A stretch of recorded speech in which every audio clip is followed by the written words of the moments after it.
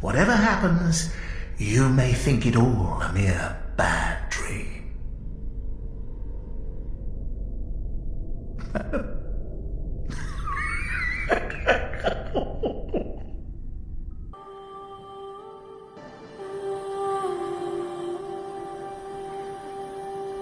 Bloodborne is From Software's pinnacle of art direction, saturated in a rich, oppressive, gothic horror atmosphere that gives way to the eldritch truths hidden by bulwarks of water. Yharnam itself, the city, not the queen, is the true central character of Bloodborne, which begs the question, how do you follow up on this?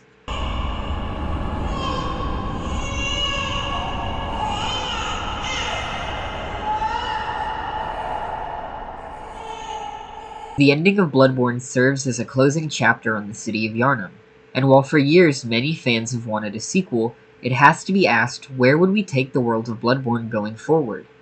And I have the answer, or at least several possible answers for interesting places to go next in this cosmic journey through horrors untold. Follow me in today's video essay while we explore the world of Bloodborne 2.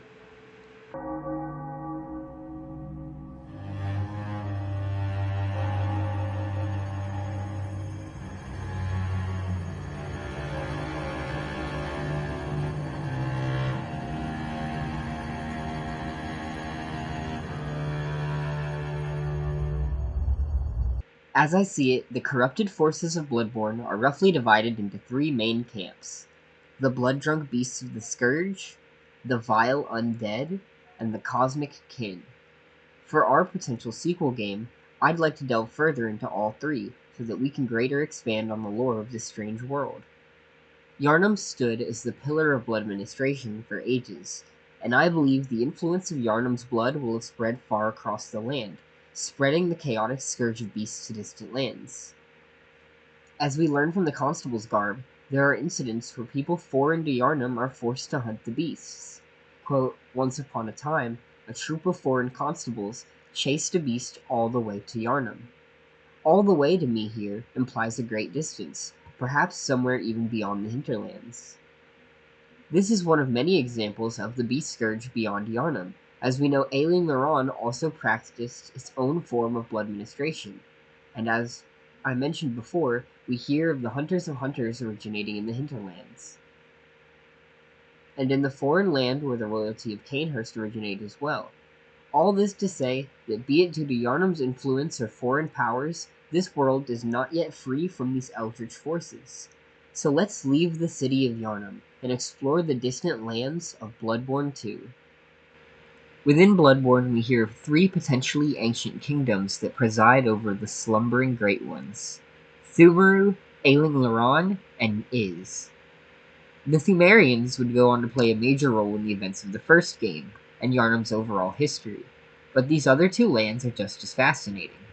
Our first area will therefore be distant Ailing Loran, which was once a great power, with evidence of blood administration within its depths. The kingdom seems to have succumbed to the scourge, with the sandy tombs overcome by the storm-bound dark beasts and silver beasts. We see many pyromancer beasts here as well, along with more of the ashen gravekeepers. I think these tombs give us a hint at just how interesting an area in this land could be, now on the surface, amidst desert ruins and pyramids.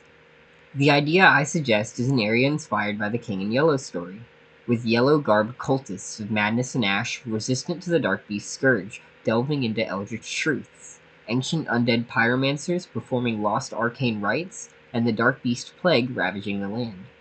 It's clear that the cultists are resistant to the scourge, as they attempt their own rites for ascension. After all, we learn from Henrik's garb that yellow, or at least certain yellow cloths, have bolt-resistant properties. Quote, Henrik's unique yellow garb is resistant to bolt. Perhaps he too was from this desert land at one time. Exploring Ailing Loran would be a great way to expand on the few bits of elemental lore we have so far in the game, and get a greater picture of the bolt and much rarer fire magics that are at play here. Interestingly enough, while standing on the bridges within the ravines in this area, you'll also see that it appears to be daylight outside, or at the very least there's light shining from above. That could mean that Ailing Loran itself has sunken into the dream, or that the Beasthood Scourge here has advanced to the point where it doesn't matter whether the moon is out or not. Either way, it's interesting to think about. The Silver and Dark Beasts also remain as a very unexplored corner of this world's universe. There's very little we know about them, and we rarely ever see them in the main game. I think the only times we ever get to actually see any of the Silver Beasts are either inside the Nightmare or the Dark Beast Pearl encounter, other than within the Chalice dungeons where they're far more prevalent, specifically in Ailing Loran. While editing this, I actually remembered that we start Bloodborne during the day and the beasts are already out. However, this is sunset and it is turning night, so I still think the implications of it being bright day above Ailing Loran are somewhat important. Thought I'd mention this anyway though. Back to the video. The last of our three ancient kingdoms. Quote, the land of Iz lies in contact with the cosmos. The tombs of Iz we encounter within the first game are strange and beautiful. For a sequel, I imagine a city from the land of Iz submerged into the dream, now a floating city amidst the cosmos.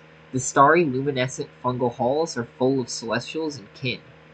Like a hybrid of Fair Missoula and the Eternal Cities, I think Iz would make a beautiful set piece. Maybe it could even be visible as a star from distant Ailing Loran. For our third area, we have our first new concept on the list, and a deep dive into the kin of Mother Cause. As we know, great volumes of water serve as a bulwark guarding sleep and an augur of the eldritch truth. For our next area, I propose the sunken city of Cause. I imagined something akin to the sunken city from Dark Souls 2, now truly submerged beneath the waves and adorned with statues of krakens, fishfolk, and eldritch leviathans. The city could be patrolled by these fishfolk, as well as giant crabs and angry shrimp taking the form of dog-like enemies as weird prawn that attack you, as well as various other aquatic monsters. We can see the return here of the lightning mage fishes that we see throughout the fishing hamlet, as well as fishes that attack with lightning tridents. In the sky, you can see the ocean surface and really feel that the city itself is truly on the ocean floor.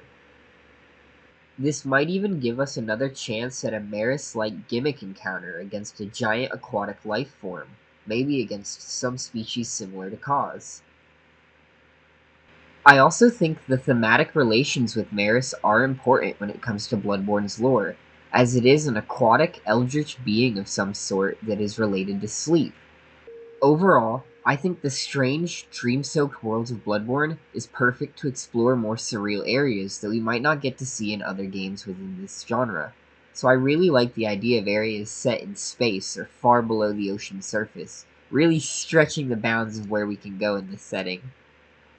We all know From Software loves its poison swamps, and as it happens, there's a loose plot thread from the first game we can explore for just that.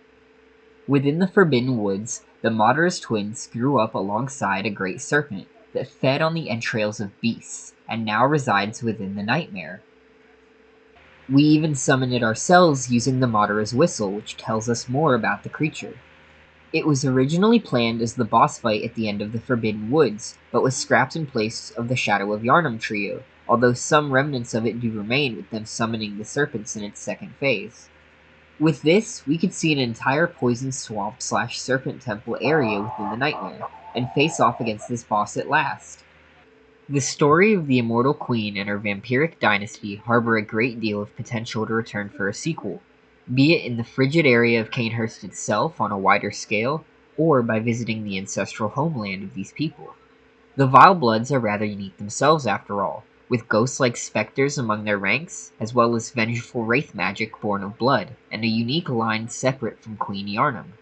I believe Cainhurst and the Vilebloods are one of the two best ways to further explore the concept of the undead within Bloodborne, with the other being Ailing Loran and its aforementioned cremated sorcerers, who are somehow made immortal in body and soul through their cremation. Whereas the Vilebloods practice a more primal and direct form of immortality by imbibing the blood of other Vilebloods, in a far more vampiric manner that's different to what we see elsewhere in the catacombs. I'm personally most interested in the idea of further exploring the vengeful wraiths born of blood that we see, Martyr Ligarius use as well as the Executioner wheels and Executioner gloves.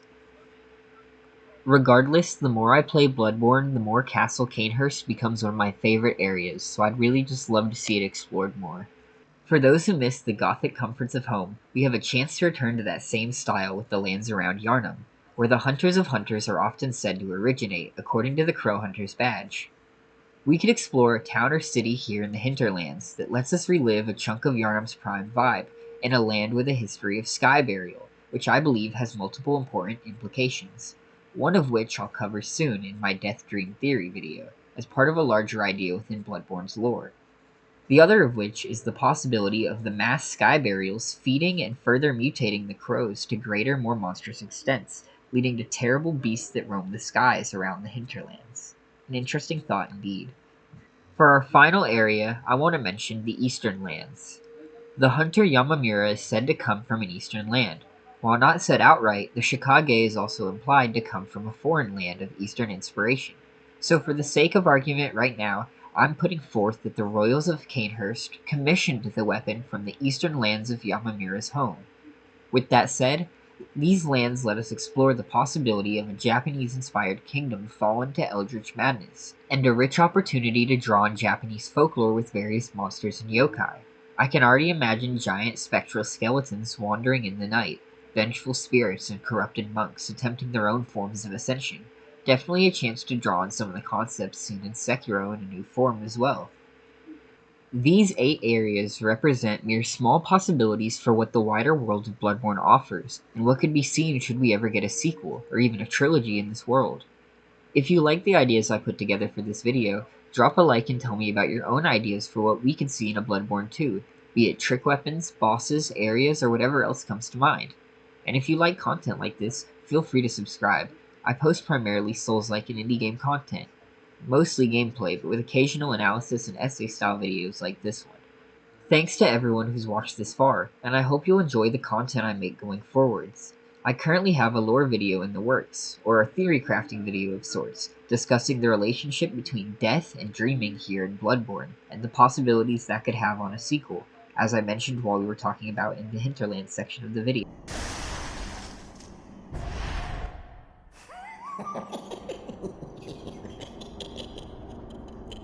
Oh, Amygdala! Oh, Amygdala! Have mercy on the poor bastard!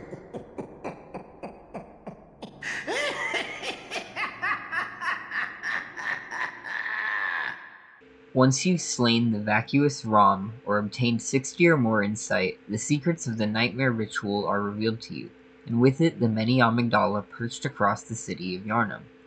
But what are these enigmatic beings? Their trophy does confirm them to be great ones, but where do they come from? In today's video, we'll talk about the lore of the Amygdalas, and what I believe is their likely origin. So without further ado, let's cut straight to the point. The Amygdalas are the ascended ancients of Ailing Loran. Once guided by the Pthumerians like the land of Iz was, an ancient order mirroring the school of Mensis in Yharnam today, inflicted the Silver Beast Scourge upon the populace, while they themselves attempted to become great ones, resulting in the creation of the Amygdalas and the Nightmare Frontier. The Amygdalas are beings that, due to the machinations of the Pthumerians, have reached a divine state, but are potentially bound in servitude to the greater cosmic beings in Bloodborne's pantheon, such as Odin, Kaz, and the Moon Presence. This is quite a lot, so where do we ground this theory within the lore and the gameplay of Bloodborne? Let's start with the first bit of evidence. The Dark Beasts, other than Parl, and the Silver Beasts are only found in 3 places: Ailing Loran, where they're most common, the Nightmare Frontier, where they're again rather common, and the Nightmare of Mensis, where they're limited to the areas outside of Murgo's Loft. It's no stretch to say the Silver Beasts originate from Loran, and I believe the Amygdalas are no different. To reach Ailing Loran, the source of the Silver Beast Scourge, I think it's no coincidence you must tread through the Nightmare Frontier, the second most Silver Beast-filled area, and slay an Amygdala, who's carrying the Chalice of Loran. It also requires an Amygdala to enter the Nightmare Frontier, along with a small pumice-faced tonsil stone, seemingly an icon of the Amygdalas. And what do we see again as the ultimate boss of the Ailing Loran Chalice dungeons? Another Amygdala. With these connections, it's easy to trace the Amygdalas to this desert land, and I believe it's very thematically fitting for these to be the Great Ones of the previous attempt at enlightenment, with the Nightmare Frontier acting as the dream they occupied in their ascension, akin to the Nightmare of Mensis today, while Loran fell to the Scourge much like Yharnam during the Mensis ritual. Since I ultimately believe the Thumerians manipulated the Loran people the same way they are the Yharnamites, I believe the name of this Great One race, Amygdalas, could also be in mockery of them, describing them as slaves in a sort to their own fears and anxieties, which led them to become Great Ones, only to find that they still ultimately are weaker and subservient to the other more powerful Great Ones. And I believe there is proof of this as well. When an Amygdala captures us while we carry the eye of a blood-drunk hunter, we're whisked off to the hunter's nightmare, enacting the will of Mother Cause for the hunters and their descendants to be cursed to the nightmare. While in the cathedral ward where we fight Vicar Amelia, we see statues of them lined up like soldiers or devoted servants, and they appear to swarm around the schemes of other great ones, like moths beneath the pale blood moon. If true, I think this theory makes Loran a perfect mirror of the fate of Yharnam, as alluded to by the blood ministration evident within the dusty tombs. You could even argue that the celestial emissary made by the choir is akin to the Yharnamite version of the Amygdala, one born less of fear and anxiety and more of desire or lust for enlightenment and ascension no matter the cost, even if that meant becoming the kin of Amygdalas, the left-behind Great One. While ultimately this theory is largely speculation, I like to think there's enough evidence here to potentially support it under some scrutiny, but I'd love to hear any corrections or alternate theories. The Amygdalas are some of the most iconic and memorable eldritch beings within Bloodborne, and I feel like this theory makes a small corner of Bloodborne's world feel just a little bit more fleshed out and in line with the greater narrative, as a direct parallel to Yharnam, and a boost to the implication of the cyclical nature of the Great One's search for surrogate children, and the rise and falls of kingdoms to the Scourge. While you could argue that the placement of these Amygdalas is a coincidence, or that the Amygdalas are just so ever-present within Bloodborne in different areas affected by the eldritch forces in the world that you can't really gain anything from studying where they're placed. However, the three that I mentioned earlier in relation to the Nightmare Frontier and Ailing Loran feel very, very intentional to me. The locations where we find all three chalices within Bloodborne are narratively significant and related to the chalice therein. The first one we obtain from Bloodstarved Beast is found in an old hamlet church, which makes sense as it's an old relic from the old time. Fuck, I'm saying old too much. I'm gonna leave that in. The final chalice, which takes you to the land of Iz, which is in contact with the cosmos, we obtain from Amygdalas, which again makes sense, as she is the left-behind Great One that potentially occupied Iz itself. So it would only be fitting for the chalice of Ailing Loran, this sacred relic, to be within the possession of someone from Loran, a Great One perhaps, descended from this ancient land.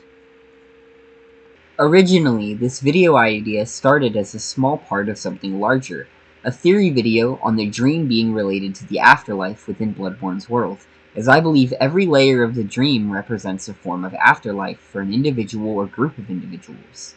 But while trying to determine whose afterlife or dream the Nightmare Frontier is, the pieces started to fall together on the origins of the Amygdalas and of the people of Ailing Loran, and this all came together quite nicely in my opinion. Additionally, if you believe that death or transcension via shedding your physical form are necessary to ascend into being Great Ones, then you can almost view the dream or afterlife realm that they inhabit as a sort of heaven or celestial domain belonging to the Great Ones. There's a lot of themes around undeath, especially when it relates to the ancient Thumerians and their undead, or the cremated undead of the Old Keepers, that isn't really talked about much in this game, and I plan on making a series of videos continuously going into this topic and into these various subjects. As mentioned in the previous video, in the hinterlands, the Hunters of Hunters perform sky burial so that the soul can enter the dream, which I think is very telling. We do see from the Hunter's Nightmare that the layers of the dream are stacked on top of each other, so it would make perfect sense for there to be a layer of the dream above the world itself serving as the afterlife, the place where the dead go, at least when not prevented from things above. Sky burial is a practice believed by some to prevent the accompanying evils of carrion from contaminating the world, and this could be another case of From Software exploring the theme of stagnation or putrefaction, much like the monks of Sekiro and the Scarlet Rot of Elden Ring. We see the Undying as these stagnant beings that live on, if only in the stirrings of flesh, through Yharnam and Queen Annalise of the Vilebloods, and the undead are seen most often in the poisonous, stagnant depths of the ancient labyrinth tombs, where the corpses of the dead are entombed, thus denied sky burial or return to nature, becoming a maze of putrefaction. If we look at the notable points where layers of the dreams are visible from one another, we can piece together a potential sequence of how they're stacked, with the Hunter's Nightmare as the lowest visible depth. This could be seen as Bloodborne's Naraka, its depths, or even its hell. That being said, I don't necessarily imagine whatever dreams lie higher up are any better of a place to end up in the end. Though maybe they are slightly better than eternally fighting beasts. The one thing I must greatly question, however, are the potential ramifications of serving contaminated meat like this on a platter to the scavengers, as it's likely to lead to new horrific mutant beasts, like the crows and snakes of Yharnam, or something akin to the great serpent that grew off beast entrails which now resides somewhere within the nightmare itself. Things which I theorized could be an interesting factor to explore in a potential hinterlands area or serpent's nightmare area in Bloodborne 2. Should hell ever freeze over long enough for From Software to make it, that is. For now, however, that'll finish off this video. I feel fairly confident in the Loran Amygdala theory. However, the sky burial aspect of this and the topic of the undead is definitely something I'll revisit and examine a lot more in depth when the chance presents itself. If you haven't seen it, I recommend checking out the Areas of Bloodborne 2 theory video that I posted before this one, where I go over 7 possible regions to explore in a sequel, 2 of which I mentioned before in this video to a less in-depth description, in the form of the Hinterlands and the Serpent's Nightmare.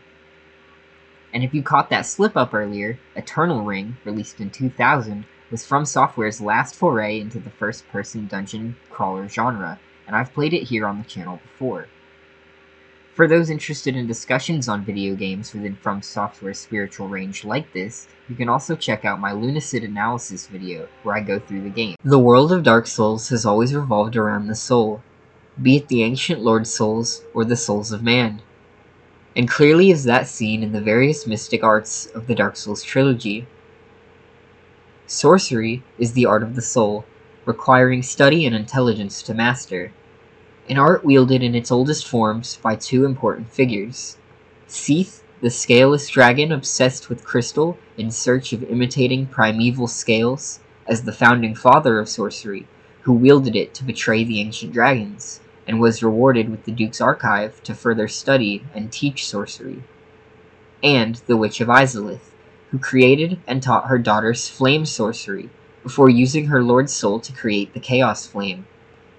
In the aftermath of this event, flame sorcery was largely gone from the world, with the demon Fire Sage seemingly as its last wielder, using its weapon catalyst to deal magic damage instead of fire with its attacks.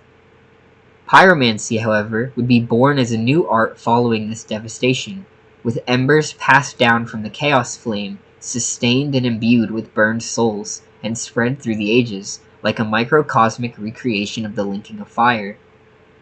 We also hear of the ancient golden sorceries from the land of Ulasil, which appear to be mostly linked to light and illusions, and while not said outright, may be the method of sorcery employed by Gwendolyn to veil Anor Londo in its golden facade. I'm not entirely sure of the significance of these golden sorceries. They're very rare, and their nature towards light being the antithesis of the dark within man, does raise some questions to me at least, and I'll likely research the topic more for future theory videos. The pendant we find here also uses golden power to repel the abyss and the dark hexes of Manus. Ulasil is quite the interesting place, as not only do these unique golden sorceries originate from there, but it's likely the dark sorceries, and hexes, came to be only after arousing Manus from slumber, or from the grave, although perhaps they existed in the Ring City even longer than this.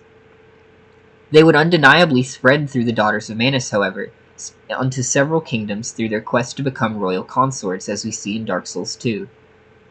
Another rare oddity exists within the Painted Worlds, where cold sorceries can be seen, although I believe cold sorceries to be an occult form of sorcery that benefits from the dark, as we see it in the paintings which can be remade through the blood of the Dark Soul, and the frigid land of Ailing Loran, ruled by a daughter of Manus who's attempting to subdue the Chaos Flame with her powers.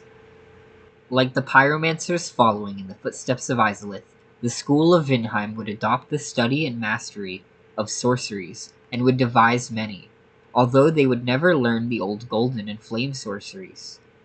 Logan, perhaps the greatest sorcerer of his time, would master many of these mystic arts, and upon visiting the Duke's archive, would learn to enhance his spells into crystal sorceries through Seath's knowledge. Crystal sorceries are an odd and rare thing. Seen primarily through Seath, Logan, and the twin crystal sages, it's a unique form of sorcery that does appear to be stronger, and Seath even believed it had the power to mimic primordial dragon scales. He may be onto something as well, as he's stolen a crystal from the ancient dragons that makes him invulnerable through some magic, although the crystal is curiously fragile itself. The gardens of Duke's Archive are one of the few areas patrolled by beings formed of crystal in the Crystal Golems, and in Dark Souls 3 we also see the ravenous crystal lizards use some rudimentary crystal magic. I theorize that crystal acts as calcified souls or soul energy, hence why sorceries can not only be derived but enhanced by it, and why Seath thought it could serve as a path to the primeval immortality of the mineral scales of the ancient dragons. Maybe the original crystals that we see are formed from the remains of the countless ancient dragons slain in Gwyn's rise to power and Seath's betrayal. It's worth noting, after all, that while most souls seem to originate from the four Lord Souls in the First Flame, the dragons seem to inherently possess souls of their own. Not only that, but the dragons wouldn't be the only beings to transform in death, becoming one with the world, as we see in the giants of Dark Souls 2, who upon death slowly grow into great trees. I find this interesting, actually, and it leads me to theorize the giants may be related to the primeval arch trees, perhaps born of them or evolved from them after the world began to change in the Age of Fire, although this is completely speculation.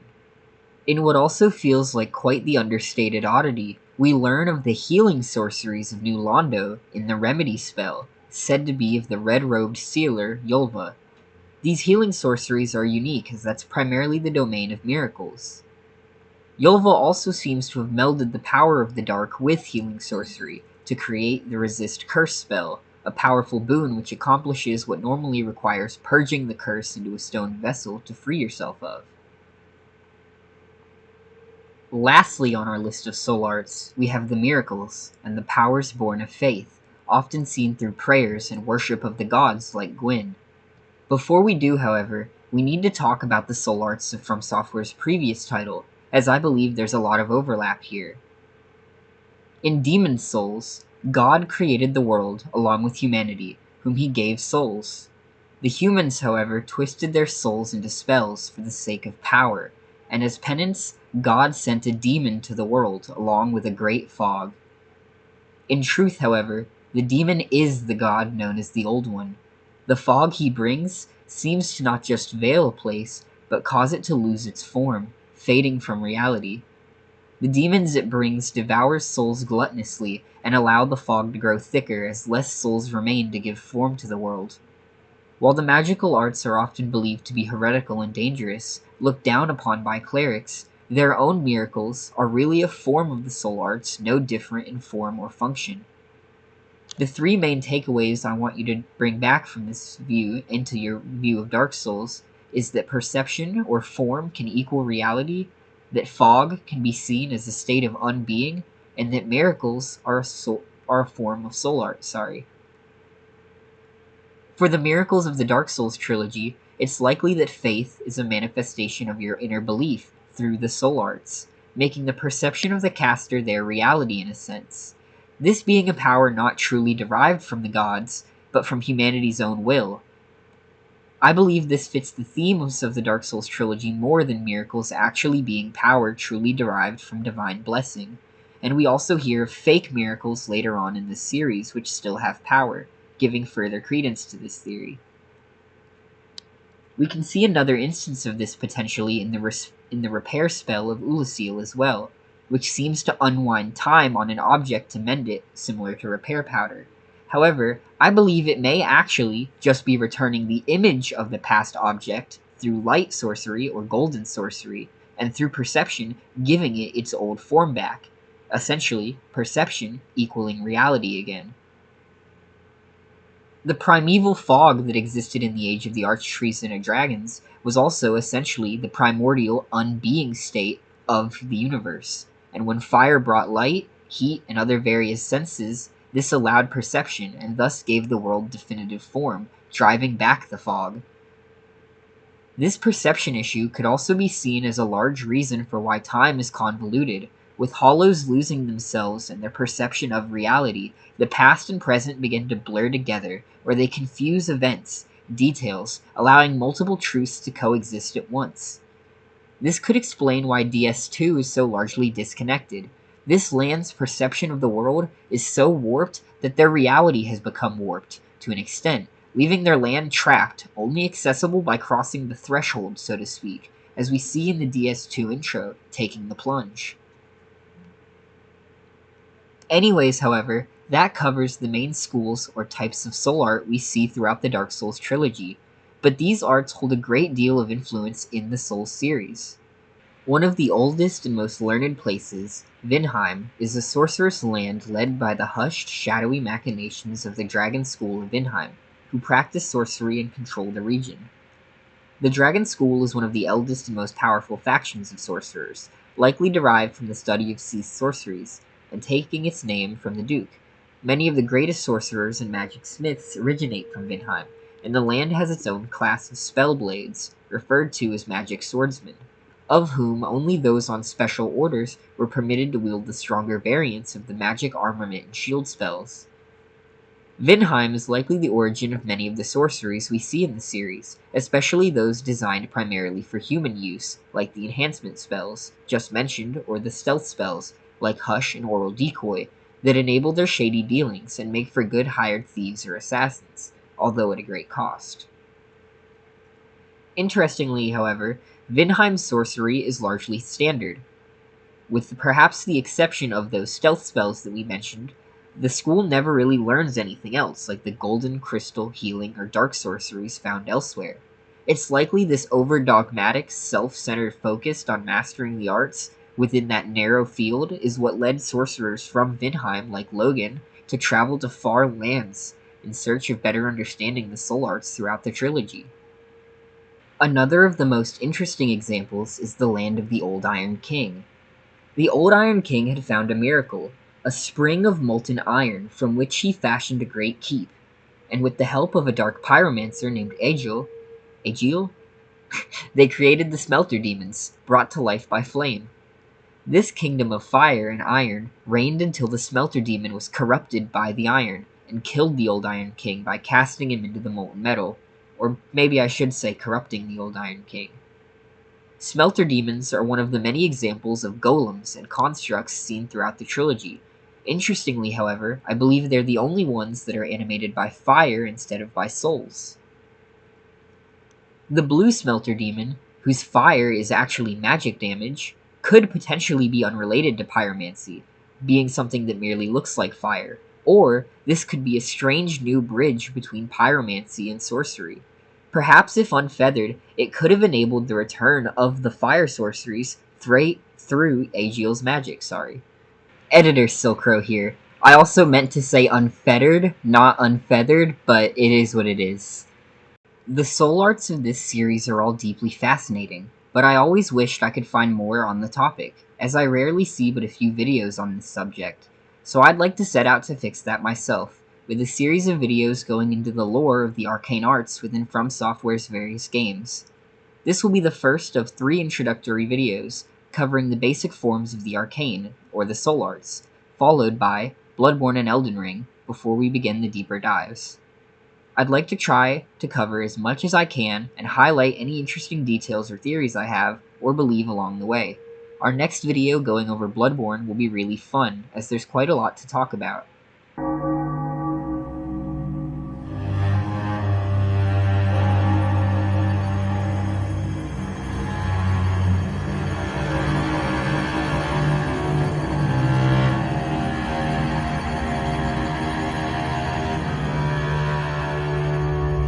The world of Bloodborne is a maddening and esoteric place, drunk off blood and frenzied from the eldritch truth. And something I think is often overlooked in service of the wider schemes is the nature of the arcane arts themselves within Bloodborne. In our previous video in this series, we tackled the various soul arts of the Dark Souls trilogy. Follow me in today's video as we explore the cosmic powers of Yharnam. The largest dichotomy within Bloodborne exists in the twin paths of evolution, the imbibement of the blood, and the retention of insight, and those who follow or practice these paths. However, looking deeper into it, there are other niches within the power structure of this world beyond that simple split, and even the line between blood and eyes can be blended. Blood is one of the various forms of physical material composed of body parts that serve as mediums for the arcane, alongside bone marrow ash and ritual corpse parts used to open the dream to the ancient labyrinths. The healing blood of Yharnam is given through ministration from venerated blood maidens, as we see through the nun, the prostitute, and the patient of the clock tower. It's likely as well that the vicar Amelia served as one of these blood maidens. I believe these maidens potentially drink the blood of the Great Ones from the ritual chalices to partake in communion with the Great Ones before going on to serve as a blood maiden. This miraculous blood does truly act as a healing miracle for those who first imbibe it, but the potent blood slowly builds to corrupt and warp the afflicted into regressed beasts. Both Ailing Loran and Yharnam practiced this blood ministration and communed with the greater forces, as I've often speculated to be a result of scheming from the undead Thumerians.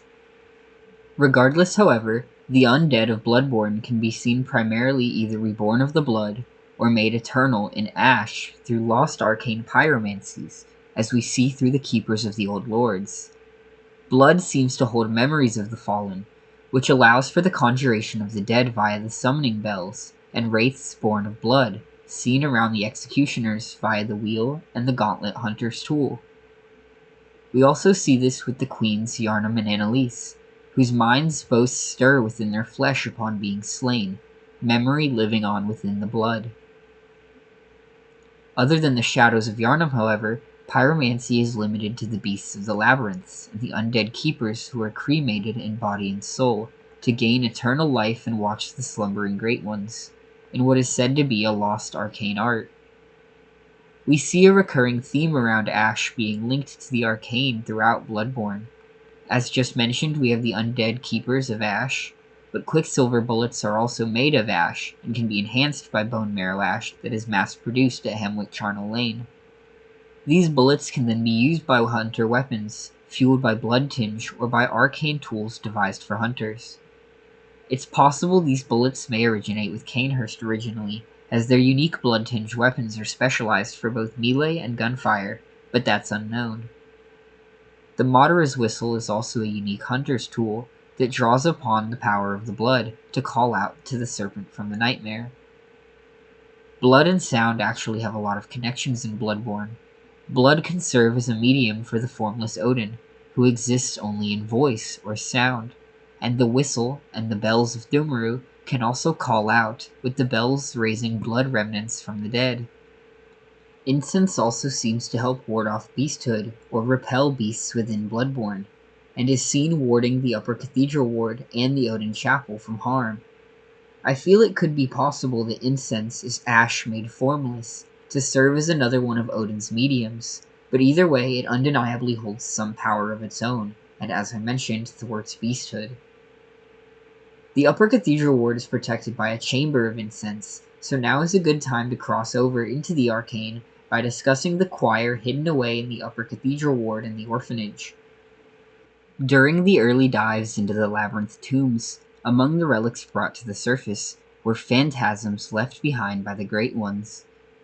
The church would study them, believing they could hold a key to ascension, but ultimately decided them to be a dead end that would lead to nothing. In the process, however, they devised some of the arcane tools that would be vital to their developing craft. These were the Augur of Abridus, the Phantasm Shell, and a Call Beyond. The Black Sky Eye is also infested or supposedly blessed by phantasms, which harbor images of the black, dark sky and an endless meteor storm which it seemingly fires at will. The living failures can also conjure these meteors, and were likely results of the first phantasm trials, along with the brainsuckers as we'll talk about soon. The choir would also devise a modified version of the Thumerian bells made of silver in the choir bell that heals rather than call out to the bloody dead across realms. I think it's likely the purity and properties of silver are what allow it to act as a restorative healing force rather than something dark.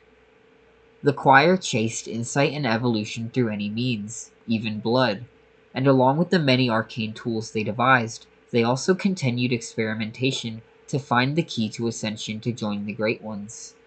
The results of these experiments would find fruit in the Celestial Emissary and its related lesser kin. As mentioned, they are also likely responsible for the creation of the mad brain suckers that now roam across Yharnam through these phantasm injections into the brain, although Iz is also home to more ancient brain suckers from an age-long past. Archibald, a member of the Healing Church Workshop, would become fascinated with the arcane bolt energy of the Dark Beasts and Silver Beasts. In his study, he would construct the Tonitrus and the Tiny Tonitrus Hunter's Tool to imitate this lightning. The choir, like the rest of the church however, finds its origins in Bergenworth and the enigmatic time of the Old Hunters. The Old Hunter Carol would manage to decipher and transcribe the inhuman utterings of the Great Ones, crafting runes from their words that can be branded onto the mind to help further understand their power. Most of these runes are primarily devised of the arcane and are a manifestation of insight, though some are hybrids that draw upon the power of blood as well. Lastly, but certainly not least, we have the true blade of the church. Ludwig was a church hunter of great renown, who fought against the early beasthood outbreaks. His eyes became infested with phantasms, which he began to follow blindly, ultimately led astray into his slow decline into beasthood. His sword, the Holy Moonlight Sword, can draw upon the dark cosmos, coating the blade in moonlight and casting out arcane power. I personally believe it might be cursed or imbued with phantasms, sealed within the blade, which managed to corrupt Ludwig. The arcane is a powerful force linked to the cosmos above and the depths below, often connected to water. I think we can draw on the lore of the cosmos within Elden Ring to get more familiar with this idea, as Elden Ring continues this theme with the primeval current and the starry cosmos. Interestingly, Arcane in Elden Ring is also most connected to blood, the aquatic oracle sorceries, the dragon spells, and afflictions or the various status effects. With that, however, I think we've just about reached the end of this video. These various arts and the rituals that use them seen across Yharnam hold countless secrets, and many more lore videos and theories await on them. Our next video will go over the lore of sorceries and incantations within Elden Ring, which will definitely be an absolutely monumental task, but look forward to that coming soon. We're also currently on our Sekiro first playthrough run, so feel free to tune in live to see how it goes. We might go for the platinum, but that's still a little up in the air. Anyways, however, if you liked this video, my last video was on the soul arts of Dark Souls, and if you want more Bloodborne theories, I have an Amygdala origin video where I believe they come from Ailing Loran, and a Bloodborne 2 areas idea video you can check out. Thank you all for watching this video, and goodbye.